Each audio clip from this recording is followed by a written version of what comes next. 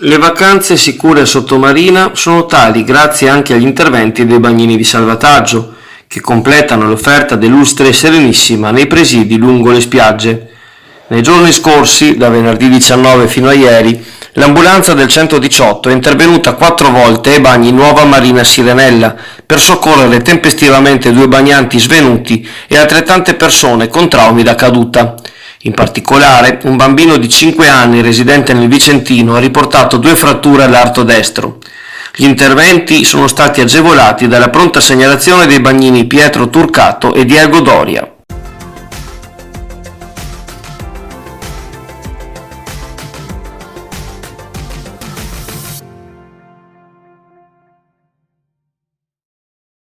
Sciopero nazionale del trasporto pubblico domani, indetto dalle sigle sindacali CGIL, CISL e UIL. Mercoledì 24 luglio incroceranno le braccia i lavoratori ferroviari di Trenitalia dalle ore 9 alle 17, quelli di ACTV per le linee urbane di Mestre, Lido e Chioggia dalle ore 10 alle 13, i conducenti delle linee extraurbane di ACTV dalle 19.30 alle 22.30, mentre per quanto riguarda i dipendenti di Arriva Veneto, la linea 80 effettuerà l'ultima corsa sicura alle 7 del mattino verso l'aeroporto di Tessera, per poi riprendere alle 15, l'ultima verso Venezia alle 7.30 per riprendere alle 13.30. Invece dall'aeroporto a Sottomarina la prima corsa garantita domani sarà alle 14. Da Venezia verso Sottomarina ultima corsa sicura alle 7.25 per riprendere con certezza alle 13.25. Le motivazioni dello sciopero vanno ricercate nel difficile rapporto tra i sindacati e il governo, specie in materia di dumping contrattuali e salariali, protezione dell'ambiente e infortuni sul lavoro.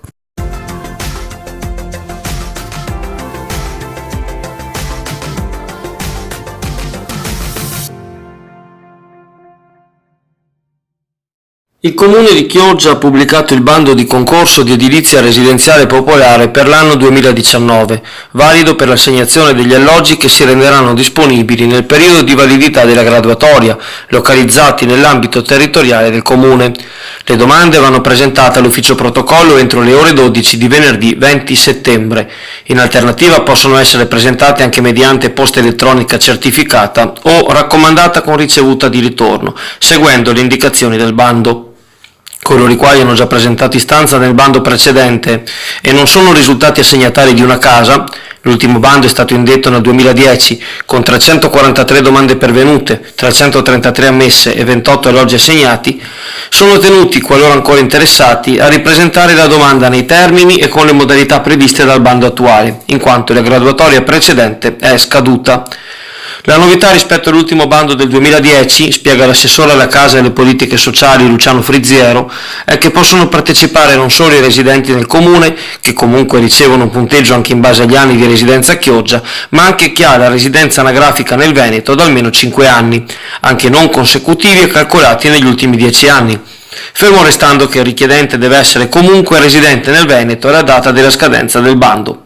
Per facilitare la presentazione della domanda, il settore servizi sociali ha stipulato apposita convenzione, con costi a proprio carico, con 8 centri di assistenza fiscale, CGIL in Calle Olivi, CISL in Calle Cesare Battisti, UIL in Calle Scopici, CIA in via Vespucci, CAF Lavoro e Fisco in viale Verona 13, ACLI in piazza Poliuto Penzo, Tributaristi in via San Marco 1935 e lo studio Terrentin in viale Verona 29. Il modulo di domanda può essere scaricato dal sito del Comune di Chioggia oppure ritirato al front office della sede dei servizi sociali a Palazzo Morosini, in Corso del Popolo 1327, nonché nelle sedi dei CAF convenzionati. Al momento della domanda il richiedente deve essere munito di documento di identità in corso di validità, codice fiscale proprio di tutti i componenti del nucleo familiare, titolo per il soggiorno in Italia proprio di tutti i componenti del nucleo familiare se proveniente da paesi stranieri, inoltre ISEE in corso di validità. Qualora la domanda riguardi specifiche condizioni oggettive e soggettive, il richiedente deve essere munito della ulteriore documentazione indicata nel bando.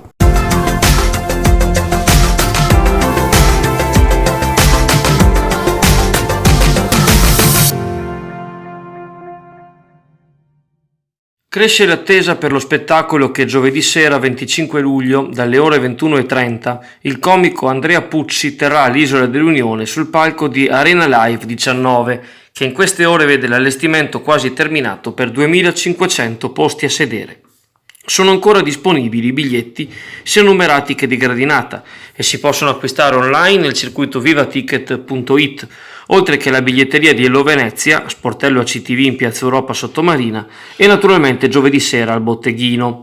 Pucci porterà in scena lo spettacolo Intolleranza 2.0, una ripresa dello show che per 3 stagioni ha sbancato i palchi di tutta Italia. Milanese di nascita ma di origini venete, il comico è tra i più seguiti in televisione e in teatro. Sempre attento all'attualità che circonda qualsiasi normale cinquantenne, Pucci sarà musicalmente sostenuto dalla Zurawski Live Band. Ne esce un quadro esilarante, dove interagire con le nuove tecnologie e le incomprensibili mode dei più giovani diventa quasi un'impresa.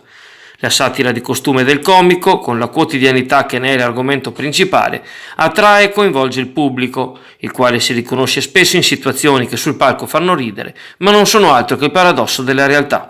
Sempre all'Arena dell'Isola dell'Unione, per l'organizzazione di Marea Dentro, il 4 agosto si esibiranno i Negrita.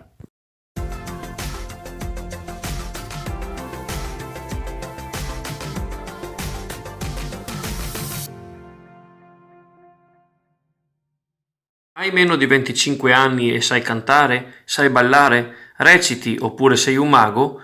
Dimostra le tue capacità mercoledì sera 24 luglio a partire dalle ore 21 in piazza Tiziano Baldin a Sant'Anna, quale apertura della locale Sagra Paesana. Sant'Anna Talent Show è un'iniziativa no profit del gruppo parrocchiale giovanile Sant'Anna che cresce per dare la possibilità di esibirsi ai talenti del territorio. Un evento di ragazzi per ragazzi, sostenuto dal comitato promotore della sagra e che ha quale ospite il cuoco Federico Penzo, abitante nella frazione, già protagonista in TV a Masterchef.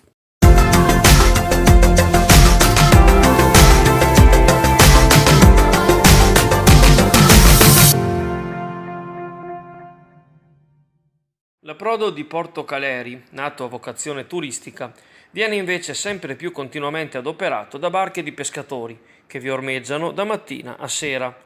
Le segnalazioni arrivate e le immagini testimoniano di questa realtà. A proposito interviene Giancarlo De Grandis, che di Rosolina è stato assessore comunale nel periodo in cui il porto turistico era stato programmato e istituito. Il dialogo completo si trova al blog Rosolina Azzurra.